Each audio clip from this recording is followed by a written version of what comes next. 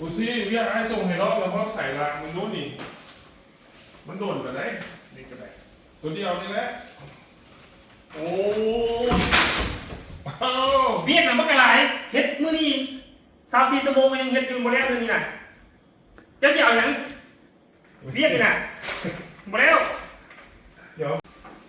อุซี่เรียกไอ้ส่งให้น้องน่ะไปที่ไหนตรงนี้มันรู้เขาใส่รางโดนกันได้หนึ่ง โอ้อ้ายเบียกนี่น่ะอ้ายเบียกมันกระไร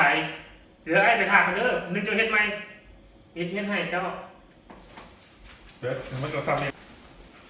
อุซี่เรียกไอ้ส่งให้น้องไปที่ไหนเนี่ยมันรู้ตั้งแต่เช้าแล้วที่เลิกเรียกกันเลยนี่ โอ้อ้ายเรียกอ้ายมันเรียกที5เดี๋ยวอ้ายเด้อตามคิวอ้ายแต่เราทางกันได้เด้อตามคิวเดี๋ยวเขาจะแจ้งให้เด้อตามคิวเจ้า อุซี่เรียกไอ้ส่งให้น้องไปเท่าไหร่แล้วแล้วก็ เจ้าไอ้เบิ่งนี่เรียกไอ้หว่าโอ้เรียกเลยไอ้นี่เรียกไอ้เรียกละ ใช่ เรียกเลยเจ้านี่ เอาตัวนี้พิษได้ดีนะ พิษใส